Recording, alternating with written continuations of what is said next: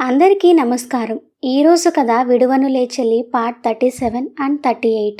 రచించిన వారు నళిని గారు. ఇక కథలోకి వెళ్తే, అభి ఆలోచనలతో చెట్టుకి ఆనుకొని కళ్ళు మూసుకున్న శ్రావణి కళ్ళ ముందు మెదిలింది పెళ్లి తర్వాత అభితో తన ప్రయాణమంతా. ఎంతో భయం, మరెంతో బాధ, కొంచెం ఇష్టం, మరి కొంచెం ప్రేమ. అతను దగ్గర ఉంటే భయం, దూరం అయితే బాధ. ఇంట్లో అతను ఉంటే భయపడి ఎదురుపడని స్టేజ్ నుండి తన కోసం ఎదురు చూస్తూ గుమ్మానికి కళ్ళు రాసిచ్చే రోజు వరకు వచ్చిన జీవితం. తనని తిడుతూనే జాగ్రత్తగా చూసుకునే అతని నుండి తనకి తెలియకుండానే ప్రేమని అంచెలంచెలుగా పొందిన ఆ మనసు ఇక అతను తన జీవితంలో ఉండడు అంటే చెప్పలేని బాధతో మౌనంగా రోధిస్తుంది లోలోపల. అతనితో గడిపిన కొంతకాలం అయినా సరే తన జీవితంలో అత్యంత అందమైన రోజులుగా గుర్తుపెట్టుకోవడం వల్ల ఈ రోజు అతనికి తనకి ఏం సంబంధం లేదు అంటే తన మనసు తనకు ఎదురు తిరగడమే కాకుండా అలసిన మనసు నుండి మోయలేని ఆ భారానికి బలైపోయిన తన ఆనందాన్ని కళ్ళ రూపంలో బయటకు పంపించడంతో మూసిన ఆమె కన్నుల నుండి తన చెంపల మీదుగా కిందికి జారాయి కన్నీళ్లు. ఎగసి పడుతున్న ఆమె ఎద సవ్వడే సాక్ష్యం, తను ఎంతటి బాధని మోస్తుందో తెలియజేయడానికి. విడుస్తున్న నిశ్వాసే తెలుపుతుంది ఆమె లోపల చెలరేగుతున్న బడబాగ్ని మంటల్లోని వేడి. ఇంతలో మెల్లిగా తాకింది ఆమె శరీరాన్ని ఒక అందమైన పిల్ల తెమ్మర. తనకి ఎంతో దగ్గరైన ఒక ఆత్మీయ స్పర్శలా తనని నిలువెల్లా పులకింపజేసింది. ఆ వెంటనే కళ్ళు తెరిచిన ఆమె కంగారుగా పైకి లేచి అటూ ఇటూ అంటూ తన చుట్టూ చూసింది ఆతృత కలిసిన ఆవేదనతో. కానీ కంటిచూపు మేరలో ఎక్కడా కూడా తనకి కళ్ళకి వెలుగు తెచ్చేలా కనబడిన ఆ రూపం. కానీ అతివేగంగా కొట్టుకుంటున్న ఆమె గుండె ఒప్పుకోకున్నా తను అనుకునేది ఎప్పటికీ జరిగేది కాదు అని బలంగా నమ్మడం వల్ల నిరాశతో మొహం వాడిపోగా దుఃఖం పొంగుకు వచ్చి ఆ చెట్టు మొదట్లోనే మోకాళ్లలో తలపెట్టుకుని ఏడుస్తూ కూర్చుండిపోయింది. అప్పటి వరకు తనని గమనిస్తూ తనకి కనపడకుండా అదే చెట్టు చాటున నిలబడి ఉన్న అభికి చాలా విచిత్రంగా అనిపించింది తన ప్రెజెన్స్ కూడా ఆమెకి అంతగా తెలుస్తుండటం. ఆమె ప్రేమలోని లోతుని మొదటిసారి కళ్ళారా చూస్తున్న అతనికి ఆతృతగా ఎదురు చూసిన ఆమె కళ్ళలోని ఆనందం చూసి మనసులో సంతోషం అంతా ఇంతా కాదు. కానీ ఏడుస్తున్న తనని చూస్తుంటే అంతటి ఆమె బాధకి కారణం తనే అన్న బాధ మాత్రం అతని మనసును తొలిచివేస్తుంది. దాంతో చెట్టుచాటు నుండి బయటకు వచ్చిన అభి ఏడుస్తున్న ఆమె ఎదురుగా వచ్చి నించున్నాడు. ఈసారి తను చెప్పేది అబద్ధం కాదని ఒకసారి తలెత్తి చూడమన్నట్టు బలంగా మళ్లీ వీచిన చిరుగాలికి కన్నీళ్లు తుడుచుకుంటూ తల ఎత్తి చూసింది శ్రావణి. ఎదురుగా ఒక చేతిని పాకెట్లో పెట్టుకొని తన ముందుకి వస్తూ కనబడ్డాడు అభి. అది నిజమని తెలియని శ్రావణి అదంతా తన భ్రమ అనుకొని కన్నీళ్లతోనే నవ్వుతూ చూసింది. అది చూసి తను కూడా చిన్నగా నవ్వుతూ ఆమె దగ్గరికి వెళ్ళాడు అభి. తను వస్తాడు అని ఊహించని ఆమె నిజంగా అతను కదిలి తన దగ్గరికి రావడం చూసి ఆశ్చర్యంగా చుట్టూ చూసింది. అక్కడ వాళ్ళు తప్ప ఇంకెవరూ లేరు. దాంతో ఏంటి ఇది నిజమా కలా అనుకుంటూ మళ్ళీ అభి వైపు చూసేటప్పటికీ తన దగ్గరికి వచ్చేశాడు తను. అది చూసి పైకి లేచి నిలబడింది. అది నిజమో కాదో తెలియని అయోమయంలో చేతులు నలుపుకుంటూ. దగ్గర నుండి అతి దగ్గరికి వచ్చేసిన అతన్ని చూస్తూనే ఒక అడుగు వెనక్కి వేసింది భయంతో. అది చూసి దగ్గరికి వస్తూనే ఒక్క ఉదుటున ఆమె నడుము చుట్టూ చేయి వేసి తన వైపు శ్రావణిని లాక్కొని బెదురుగా ఉన్న ఆమె కళ్ళలోకి చూశాడు అభి. అది నిజమో కాదో తెలియకపోయినా అతని స్పర్శలో సర్వం మరిచిన ఆమె ఏడుస్తూ ఒక్కసారిగా అతన్ని చుట్టేసింది. మొదటిసారిగా ఇద్దరి మనసుల్లో ప్రేమ అనే పదం పుట్టిన తర్వాత తనకై తనే వచ్చి శ్రావణి అతన్ని హత్తుకోవడంతో ఒక్కసారిగా జివ్వుమంటూ ప్రాణం లాగేసింది అతనికి. ఆ తరువాత మెల్లగా ఆమె కౌగిలిలో తన మదిలో రేగిన పశ్చాత్తాపం అగ్నిజ్వాలలు శాంతిస్తున్నట్టు అనిపించడంతో ఇంకో చేత్తో ఆమె మెడని పట్టుకొని తన గుండెకి ఆమెని అదుముకుంటూ తల మీద ముద్దు పెట్టి కళ్ళు మూసుకొని అలాగే ఉండిపోయాడు. అలా ఎంతసేపు ఉన్నాడో తెలియదు కానీ వెక్కిళ్ళు పెడుతున్న ఆమె ఎదసవ్వడికి ఆమె తల ఎత్తి ఎందుకు ఏడుస్తున్నావు అని అడిగాడు కన్నీళ్లు తుడుస్తూ. కానీ ఆమెకి మాటలు రావడం లేదు. మనసు లోతుల్లో గూడు కట్టుకున్న బాధంతా బయటకు వస్తూ మూగదాన్ని చేస్తుంది ఆమెని. తడిచిన కనురెప్పలతో కనుమూస్తూనే ఎక్కడ ఆకల కరిగిపోతుందేమో అన్నట్టు చూస్తున్న ఆమెని అపురూపంగా చూసుకుంటూ తన చెంప మీద చేయి వేసి ఏమైంది, ఎందుకు అలా చూస్తున్నావు అని అడిగాడు. కళ్ళు మూస్తే మీరు కనబడరేమో అని అంది వెక్కిళ్ళు పెడుతూనే. ఆ ఒక్క మాటలోనే ఆమె మనసేంటో తెలుస్తుంటే అంటూ మళ్ళీ తన కళ్ళు తుడిచి మళ్ళీ తనని గుండెకి హత్తుకొని మెడ మీద ముద్దు పెట్టి మౌనంగా ఉండిపోయాడు.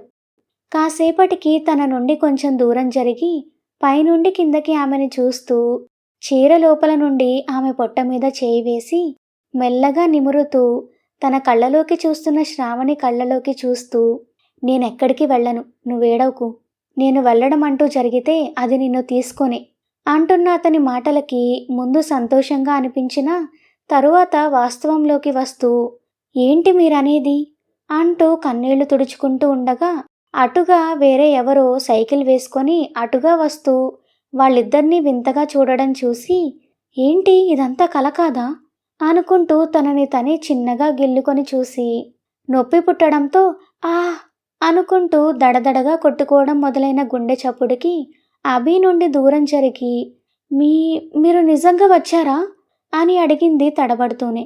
హా, కానీ దానికి దూరం జరగడం ఎందుకే, ఇలాగే ఉండి కూడా మాట్లాడొచ్చు అంటూ తనని మళ్ళీ నడుము పట్టుకొని దగ్గరికి తీసుకున్నాడు.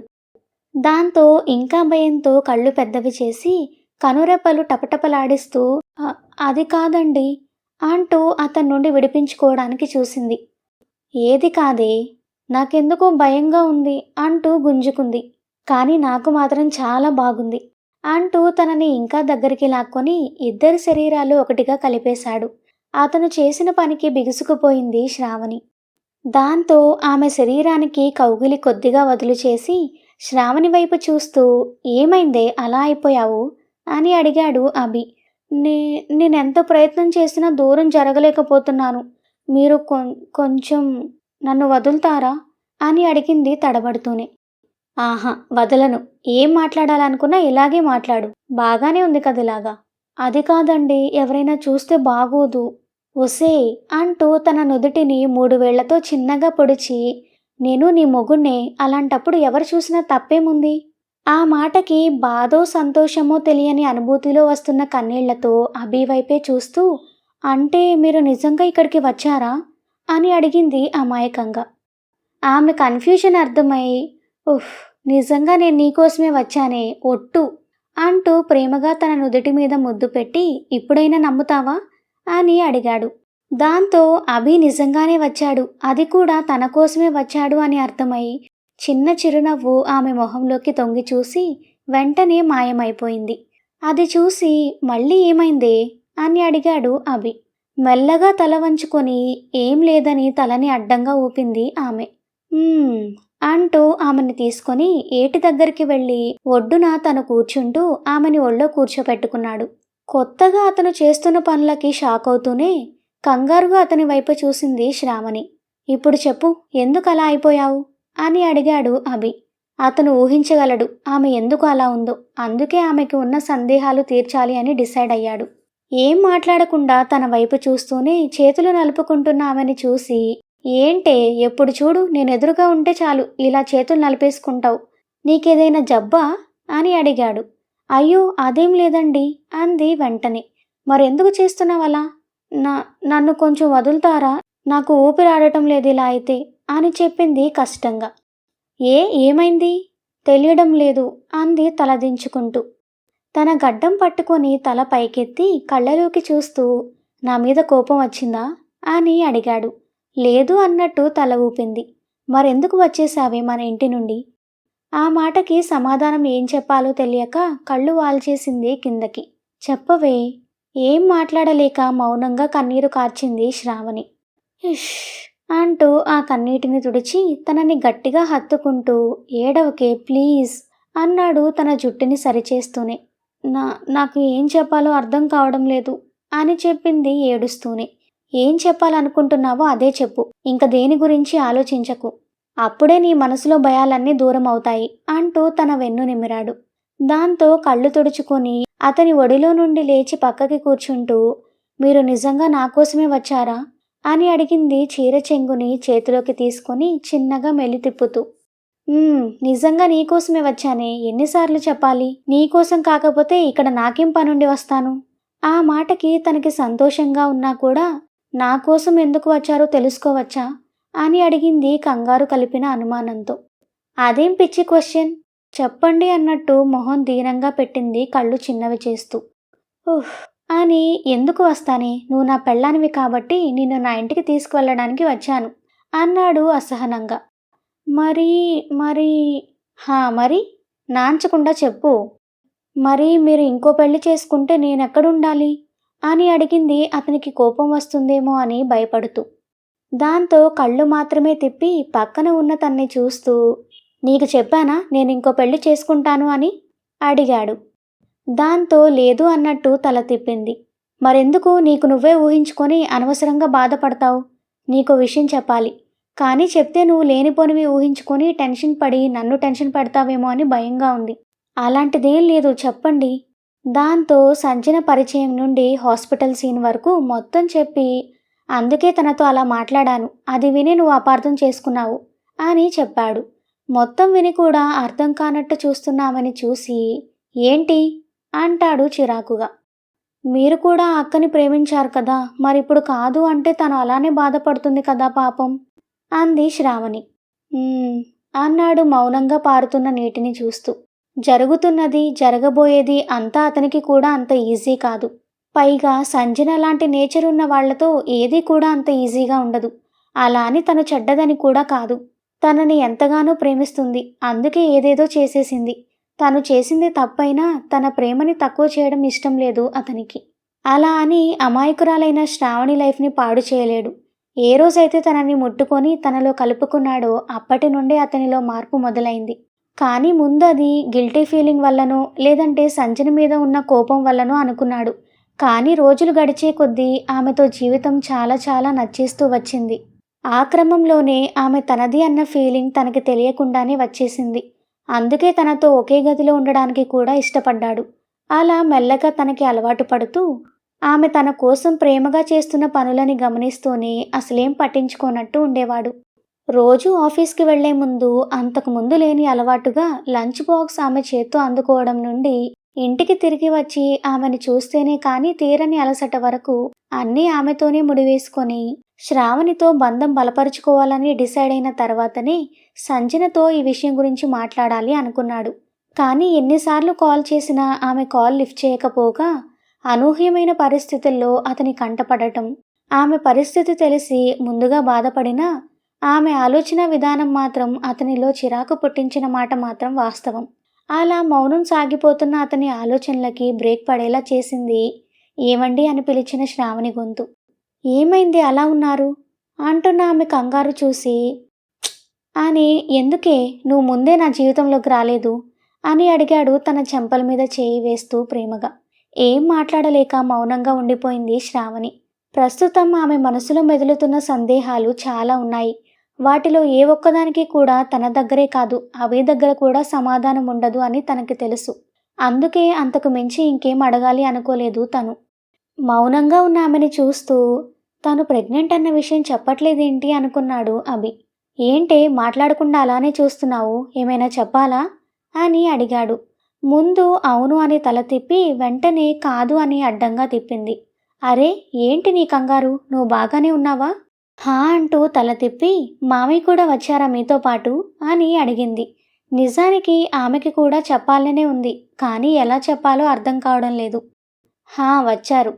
మామయ్యకి నా మీద మా నాన్నగారి మీద చాలా కోపం ఉందేమో కదా అని అడిగింది కళ్ళ నీళ్లతో. ఆమెని అలా చూస్తూ అది నిజమని చెప్పలేక, అబ్బా అదేం లేదు, నువ్వెందుకు ఊరికే ఇలా ఏడుస్తున్నావు అని అడిగాడు ఆమె కన్నీళ్లు తుడుస్తూ. అది కాదండి, మామయ్య గారు వద్దు అంటుంటే వినిపించుకోకుండా తీసుకువచ్చేశాడు మా నాన్న, పాపం ఆయన చాలా బాధపడి ఉంటారు అంది తలదించుకొని వెక్కిళ్ళు పెడుతూ. తన సెన్సిటివ్ నేచర్ తెలిసి, ఉఫ్ అదేమీ లేదే బాబు, నా మాట నమ్ము అంటూ తన చేతిని పట్టుకున్నాడు.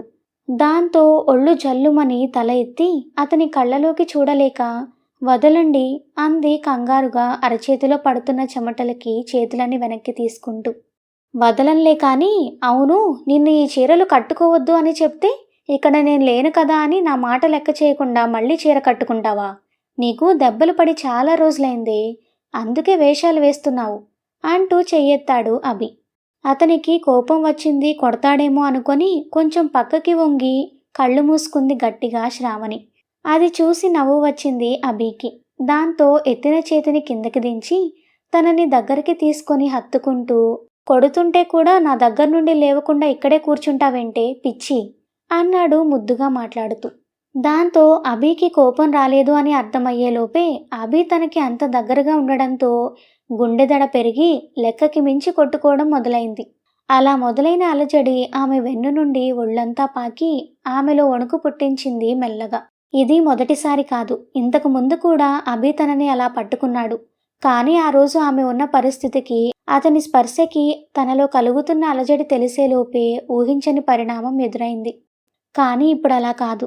అతను పూర్తి స్పృహలో, అది కూడా తనకి భర్త అన్న అధికారంతో తనని తాకుతుంటే ఆమె ఎదలో 1000 వీణలు మ్రోగుతున్నాయి.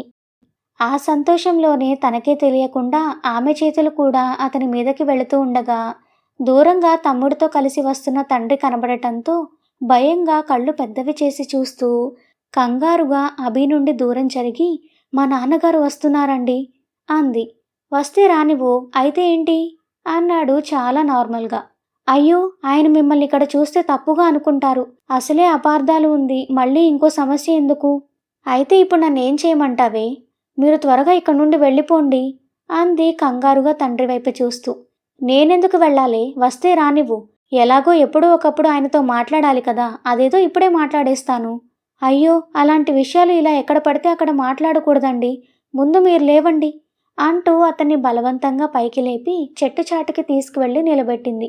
ఏంటే నీ కంగారు? ఆయనేదో రౌడీలాగా. అది కాదండి, మీరిలా ఆయన కంటపడి తప్పుగా అనుకొని నాన్న మిమ్మల్ని ఒక మాట అన్నా, మీరు ఆయన్ని ఒక మాట అన్నా అది నాకే బాధ అంది బాధగా. దాంతో ఆమె మనసు అర్థమై, ఓకే, నువ్వేం కంగారు పడకు, నేను మీ ఇంటికి వచ్చి ఈ విషయాల గురించి మాట్లాడతాను అన్నాడు. ఇంతలో జనార్దన్ వాళ్ళు దగ్గరకు రావడం చూసి ఆ చెట్టు చాటు నుండి తను పక్కకి వెళ్ళబోయింది. వెళుతున్న ఆమె చేతిని పట్టుకొని, అప్పుడే వెళ్ళిపోవాలా? కాసేపు ఉండవే, అసలు నీతో మాట్లాడినట్టే లేదు అన్నాడు మొహం అదోలా పెడుతూ. ఎప్పుడూ పొగరుగా తిడుతూ అరుస్తూ ఉండే అతను ఈరోజు అలా అంటుంటే ఆమె మనసు చివుక్కుమంది బాధతో. అది తన కోసమే అయినా సరే అభి అలా తగ్గడం నచ్చడం లేదు తనకి. దాంతో ఇంకేం చేయలేక బాధగా నిలబడిపోయింది. ఆమె పరిస్థితి అర్థమై, సరే వదిలి, నువ్వేం బాధపడకు, ఇంటికి వెళ్ళు అన్నాడు తన చేతిని వదలబోతూ. కానీ తన మనసు ఒప్పక విడిపోతున్న అతని చేతిని అలాగే పట్టుకొని కొంచెం పక్కకి వచ్చి నిలబడింది శ్రావణి. టెన్షన్తో ఉక్కిరిబిక్కిరి అవుతూ కూడా తను బాధపడకూడదు అని వదిలిపెట్టలేకపోతున్న ఆమెని చూసి నవ్వుకుంటూ ఉండిపోయాడు అభి. దగ్గరికి వచ్చేస్తున్న సతీష్, అక్క, కాళ్ళు నొప్పులు తగ్గాయా? వెళదామా ఇంటికి అని అడిగాడు.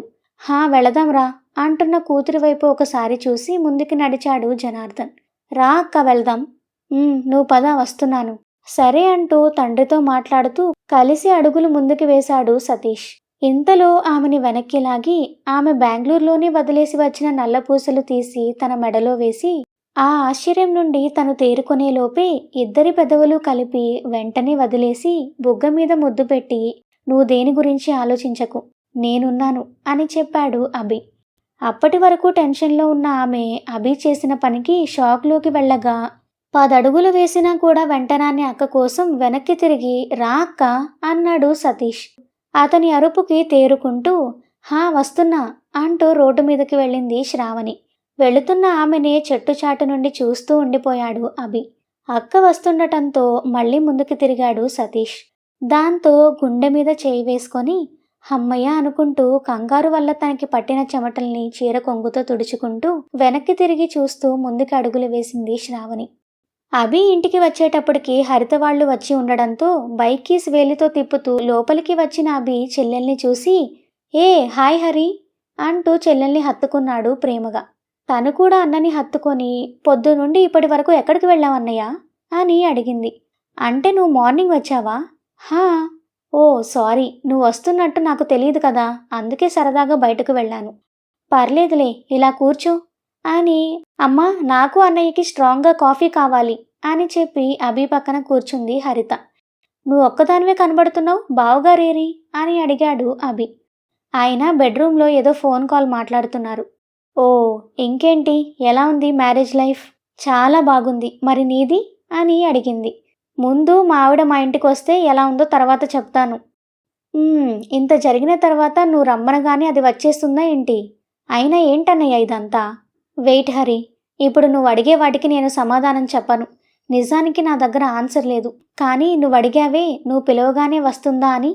ఒక నార్మల్ అమ్మాయి అయితే నిజంగానే రాదేమో బహుశా. కానీ శ్రావణి వస్తుంది. బికాస్ అదొక పిచ్చిది. తిట్టినా కొట్టినా దానికి నేనే కావాలి. నిజమే కావచ్చు, భర్త దగ్గర తన ఆత్మాభిమానం కూడా కోల్పోవడానికి ఆడపిల్ల ఇష్టపడుతుందన్నయ్య. కానీ అది వాళ్ళిద్దరి మధ్య ప్రేమ ఉంటేనే జరుగుతుంది అని చెప్పింది చిన్నగా నవ్వుతూ. నో హరి, దానిలా ఎవరూ ఉండలేరు. సెల్ఫ్ రెస్పెక్ట్ ఒక్కటే కాదు, నేనా దాని ప్రాణాలా అంటే అది నన్నే సెలెక్ట్ చేస్తుంది అని చెప్పాడు ఒకంత గర్వంగా. అబ్బో, దాన్ని బాగానే వెనకేసుకు వస్తున్నావే అంటూ అన్నయ్యని ఆట పట్టించింది హరిత. ఆ మాటలకి నవ్వి, అయినా నువ్వేంటి అది ఇది అంటున్నావు, తను నీకు వదిన అని చెప్పాడు సీరియస్ ఫేస్ పెడుతూ. అబ్బో, కానీ చూడు బ్రదర్, తను నాకు ఫ్రెండ్ కూడా అంది నడుముకి చేతులు పెట్టుకొని కళ్ళు చిన్నవి చేసి మాట్లాడుతూ. అది అప్పుడు, ఇప్పుడు మాత్రం తను నీకు వదినే, అది గుర్తుపెట్టుకో అంటూ తన నెత్తి మీద ఒకటి వేశాడు చిన్నగా. ఆహ్ అంటూ నెత్తి తడుముకుంటూ ఉండగా కాఫీ తీసుకువచ్చి, హరి అల్లుడు గారికి కాఫీ తీసుకువెళ్ళివ్వవే అని కూతురికి ఒక కప్ ఇచ్చి ఆ తర్వాత అభికి ఇస్తూ, ఎక్కడికి వెళ్ళావు నాన్న, పొద్దున్నుండి కనీసం భోజనానికి కూడా రాలేదు అని అడిగింది అభి తల నిమురుతూ నాగమణి. అప్పుడైతే ఊరికే బయటకు వెళ్ళాను, కానీ ఇప్పుడు మాత్రం నీ కోడల్ని కలిసి వస్తున్నాను అని చెప్పాడు కాఫీ తాగుతూ. ఏంటి, శ్రావణి వాళ్ళ ఇంటికి వెళ్ళావా? అక్కడేం జరిగింది? ఏదైనా గొడవ జరిగిందా అని అడిగింది తాము వెళ్ళినప్పుడే జనార్దన్ ప్రవర్తన గుర్తు చేసుకుంటూ కంగారుగా నాగమణి. అరే, నువ్వేం కంగారు పడకు పిన్ని, గొడవేమీ జరగలేదు. అయినా నేను వాళ్ళ ఇంటికి వెళ్ళలేదు, బయట దాన్ని కలిసి వచ్చాను. ఏంటి బయట అంటే ఎక్కడా? దాంతో జరిగింది మొత్తం వాళ్ళ పిన్నికి చెప్పాడు అభి. అమ్మయ్య, ఇంకా ఇంటికి వెళ్ళావేమో, జనార్దన్ అన్నయ్య ఎంత గొడవ చేశారో అని కంగారు పడ్డాను అంది గుండె మీద చేయి వేసుకుంటూ. అలా ఏం జరగలేదు, కానీ అయినా ఏంటి మీరందరూ ఆయన ఏదో నేను కనబడగానే కొట్టి చంపేసేటట్టు మాట్లాడుతున్నారు అని అడిగాడు విచిత్రంగా మాట్లాడుతూ. అదేం కాదు, కానీ ఇలాంటి కోపాలు వచ్చినప్పుడు మాట జారుతారేమోనని భయం అభి. అలాంటిదేమీ ఉండదులే పిన్ని, నువ్వు టెన్షన్ పడకు అంటూ ఖాళీ కప్ ఆవిడ చేతికి ఇచ్చి ఫ్రెష్ అవ్వడానికి వెళ్ళాడు అభి. ఏంటో వీడేమో చాలా తేలికగా తీసుకుంటున్నాడు. ఆయన చూస్తేనేమో వీడి పేరెత్తినా కూడా అగ్గిలం మీద గుగ్గిలం అవుతున్నాడు. అయినా వీడి ధైర్యం ఏంటి అని ఆలోచిస్తూ వంటింట్లోకి వెళ్ళిపోయింది నాగమణి. పొలం నుండి రాగానే కాళ్ళు కడుక్కొని నేరుగా వంటగదిలోకి వెళ్ళింది శ్రావణి. భర్త వచ్చే టైం అవడంతో కాఫీ పెట్టి తినడానికి ఏదో చేస్తూ ఉంది భ్రమరాంబ. అది చూసి, తప్పుకో పిన్ని, నేను చేస్తానంటూ చీర చెంగుని దోపుకుంది శ్రావణి. వద్దులే, నీకు ఒంట్లో బాగోలేదుగా, నేను చేస్తానులే అంది ముభావంగానే భ్రమరాంబ. ఇప్పుడు బాగానే ఉందిలే పిన్ని, నేను చేస్తాను, తప్పుకో అని బలవంతం పెట్టి తనని బయటకు పంపించింది శ్రావణి.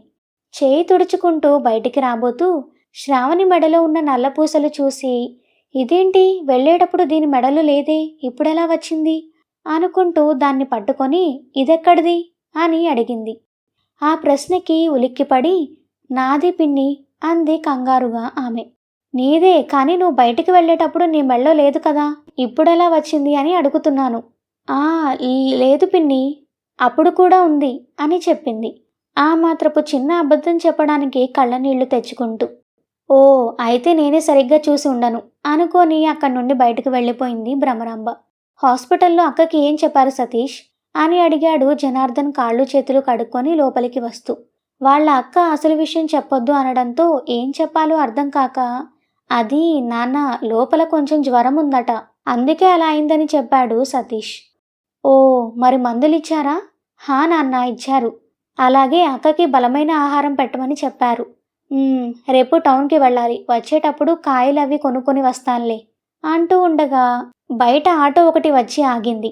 అదేంటా అని చూస్తూ ఉండగానే దానిలో నుండి వెదురు బుట్టలతో అన్ని రకాల ఫ్రూట్స్తో పాటు డ్రై ఫ్రూట్స్ ప్యాకెట్స్ కూడా తీసుకువచ్చి ఒక్కొక్కటిగా వరండాలో పెట్టడం మొదలుపెట్టారు ఆటోలో వచ్చిన ఇద్దరు.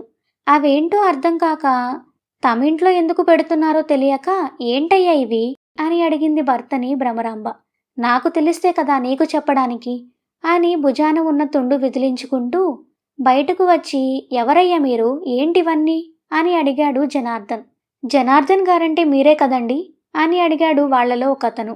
అవును నేనే, కానీ మీరెవరు, ఇవన్నీ ఏంటి అయితే మేము కరెక్ట్ అడ్రస్‌కే వచ్చామండి. ఇవన్నీ ఇక్కడ డెలివరీ ఇవ్వమని చెప్పారండి అని చెప్పాడు ఇంకో అతను. ఏంటి? ఇక్కడ ఇవ్వమన్నారా? ఎవరు? ఒక్క నిమిషం అంటూ ఫోన్ చూసి కస్టమర్ పేరు అభిషేక్ అండి అని చెప్పాడు అతను. ఆ పేరు వినపడగానే కోపంతో కళ్ళు ఉరిమి చూస్తూ, అలా చెప్పడానికి అతనెవరు? తీసుకుని మా ఇంటికి రావడానికి మీరెవరు? మర్యాదగా వీటిని తీసుకువెళ్ళండి ఇక్కడి నుండి అని అరిచాడు జనార్దన్. చూడండి, అవన్నీ మాకు తెలీదు. ఆయన ఇక్కడ డెలివరీ ఇవ్వమన్నారు. మేము ఇచ్చేశాం. మా పని అయిపోయింది. ఇక మిగిలినవి మాకు సంబంధం లేదు అని అక్కడి నుండి చక్కపోయారు వాళ్ళిద్దరూ. వాళ్ళ నిర్లక్ష్యం చూసి మరింత ఒళ్ళు మండడంతో, సతీష్, అతనికి ఫోన్ చేయి అని అరిచాడు జనార్దన్. చేస్తాను నాన్న, కానీ ఇంట్లోకి వెళ్ళి మాట్లాడుకుందాం. లేదంటే చుట్టుపక్కల వాళ్ళకి విషయం తెలిసి అక్కని బాధపడతారు అని నచ్చచెప్పి తండ్రిని లోపలికి తీసుకువెళ్ళాడు సతీష్. ఇక భ్రమరాంబ అయితే వాటన్నిటినీ చూసి నోరు కళ్ళు పెద్దవి చేసుకొని చూస్తూ ఉండిపోయింది. బయట విషయం తెలియని శ్రావణి అప్పుడే కాఫీ తీసుకొని బయటికి రాగా సతీష్ ఫోన్ చేసి ఇవ్వడంతో అభి కాల్ లిఫ్ట్ చేయడం కోసం చూస్తూ కూతురు తెచ్చిన కాఫీ కూడా తీసుకోలేదు ఆయన. దాంతో తండ్రి కోపంగా ఉన్నాడు అని అర్థమై, ఏంట్రా ఏమైంది అని కళ్ళతోనే సైగ చేసి అడిగింది శ్రావణి కాఫీ తమ్ముడికి ఇస్తూ. ష్, సైలెంట్గా ఉండు అని సైగ చేసి టెన్షన్గా చూస్తూ ఉండిపోయాడు సతీష్. అప్పుడే ఫ్రెష్ అయి వచ్చిన అభి ఫోన్ రింగ్ అవుతూ ఉండడం చూసి బామ్మర్దిగాడు అనుకుంటూ కాల్ లిఫ్ట్ చేసి చెప్పరా అన్నాడు హుషారుగా. నువ్వెవరివని నా కూతురికి ఇవన్నీ పంపావు? ఏ, నా బిడ్డకి ఒంట్లో బాగోకపోతే నేను పెట్టలేననుకున్నావా అని కోపంగా అరిచాడు జనార్దన్. ఆయన అరుపుకి చెవులు హోరెత్తిపోవడంతో చెవి దగ్గర నుండి ఫోన్ తీసి దూరంగా పెట్టుకొని, అబ్బా ఈయనేంటి మైక్ మింగినట్టు ఇలా అరుస్తున్నాడు అనుకొని మళ్ళీ ఫోన్ చెవి దగ్గర పెట్టుకున్నాడు అభి. తండ్రి మాటల్ని బట్టి తన గురించి అని అర్థమై కంగారుగా చూసింది తండ్రి వైపు శ్రావణి. చూడండి, తనిప్పుడు నా భార్య. తనకి ఏదైనా పంపించుకునే హక్కు నాకుంది. నీకు భార్య కంటే ముందు తను నా కూతురు. తనని ఎలా చూసుకోవాలో నాకు తెలుసు. కాదని నేను అనలేదు. కానీ నా భార్య కోసం నేను ఏదైనా చేస్తే అడిగే హక్కు మీకు లేదు అన్నాడు పొగరుగా ఏమాత్రం తగ్గకుండా. భార్య అని వెటకారంగా అని ఎలా అంటున్నావు ఆ మాటని? దాని మీద అంత ప్రేమ ఉన్నవాడివి అది చచ్చిందనుకున్నావా ఇంకో పెళ్లి చేసుకోవడానికి అని అడిగాడు జనార్దన్. దాంతో సైలెంట్ అయ్యాడు అభి. ఏ మాట్లాడవు? మాటలు రావడం లేదా ఇప్పుడు? మౌనంగా ఉన్నంత మాత్రాన తప్పు చేసినట్టు కాదు. మీరది గుర్తుపెట్టుకుంటే మంచిది. చేసిన దాన్ని సమర్థించుకుంటున్నావా మళ్ళీ? అయినా ఇవన్నీ నాకు అనవసరం.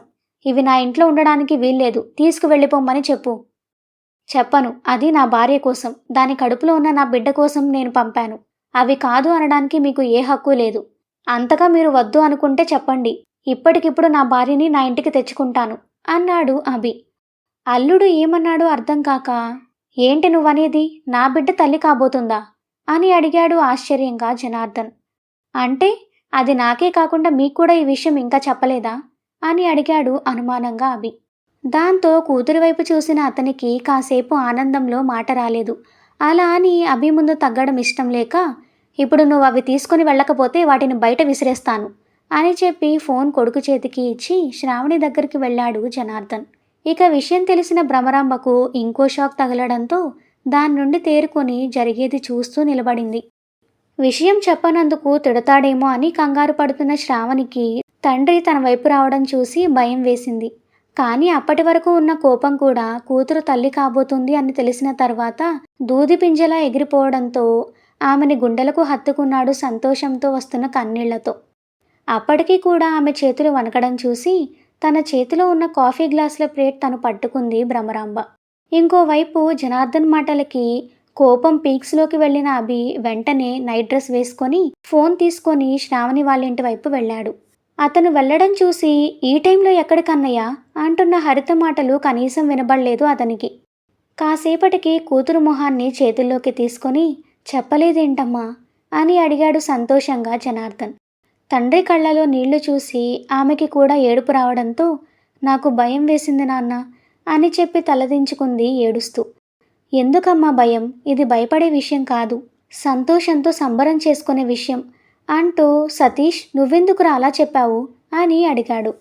అక్క భయపడుతూ అప్పుడే చెప్పొద్దు అని చెప్పింది నాన్న, అందుకే చెప్పలేదు. కానీ ఈ విషయం ఇంట్లో ఉన్న మనకే తెలీదు, మరప్పుడే వాళ్ళకెలా తెలిసింది అని అడిగాడు. ఆ విషయమే అర్థం కాక కళ్ళు తుడుచుకుంటూ తమ్ముడి వైపు చూసింది శ్రావణి. బావ వాళ్ళు పొద్దునే మన ఊరు వచ్చారు నాన్న.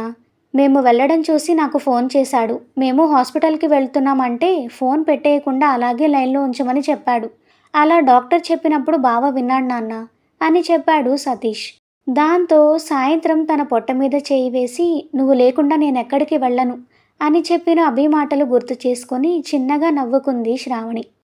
ఎంతైనా ఆడది కావడంతో శ్రావణి తల్లి కాబోతుంది అన్న విషయం భ్రమరాంబకు కూడా సంతోషంగా అనిపించి, అందుకే నాకు నిన్నే అనుమానం వచ్చింది, కానీ నువ్వే నేను చెప్తుండే వినిపించుకోలేదు అంది భర్తతో. నువ్వు సగం సగం కాకుండా పూర్తిగా విషయం చెప్పి ఉంటే అప్పుడే నాకు అర్థమయ్యేది అని. అమ్మా నీకిప్పుడు ఒంట్లో బాగానే ఉందా అని అడిగాడు ప్రేమగా తల నిమురుతూ. తండ్రి ప్రేమకి అప్పటి వరకు పడిన బాధంతా పోగా నాన్న అంటూ ఆయన్ని పట్టుకొని ఏడ్చేసింది శ్రావణి. అభి అలా వెళ్ళడం చూసి ఇంట్లోకి వెళ్ళి అమ్మా అన్నయ్య కోపంగా ఎక్కడికో వెళ్తున్నాడే అని చెప్పింది కంగారుగా హరిత. అవునా అంటూ స్టవ్ ఆఫ్ చేసి వంట మానుకొని బయటకు వచ్చేటప్పటికే అతని అడుగులు రోడ్డు మీదకి వెళ్ళిపోవడంతో నువ్వు వెళ్ళి నాన్నకి పెదనాన్నకి ఈ విషయం చెప్పు, నేను అన్నయ్యతో వెళ్తున్నాను అంటూ చెప్పులేసుకోవడం కూడా మర్చిపోయి అతని వెనకే వెళ్ళింది కంగారుగా నాగమణి. మరో 2 నిమిషాలకి ఈ వార్త శంకర్ శరత్ వాళ్ళకి కూడా తెలియడంతో అన్నదమ్ములిద్దరూ కూడా చొక్కాలేసుకొని బయటకు వెళ్లారు వెంటనే. అప్పటికే శ్రావణి వాళ్ళింట్లో అడుగుపెట్టిన అభిని వరండాలోనే ఉన్న భ్రమరాంబ చూసి ఇంతకుముందు ఎప్పుడూ అతన్ని చూసి ఉండకపోవడంతో ఎవరు బాబు నువ్వు అని అడిగింది. ఆమె మాటకి వెనక్కి తిరిగి చూశాడు జనార్దన్. అప్పటికే అత్తగారికి సమాధానం చెప్పకుండా వరండా దాటి గుమ్మం లోపలికి వచ్చిన అల్లుణ్ణి ఆశ్చర్యంగా చూస్తూ ఎందుకు వచ్చావు ఇక్కడికి అని అడిగాడు కూతుర్ని వదిలేసి నిలబడుతూ. నేను నా భార్య కోసం వచ్చాను. అప్పటికి కానీ వచ్చింది అల్లుడు అని తెలియలేదు భ్రమరాంబకి. అలాంటి వాళ్ళు ఇక్కడెవరూ లేరు, ఇక నువ్వు దయచేయవచ్చు అన్నాడు నిర్మోహమాటంగా జనార్దన్.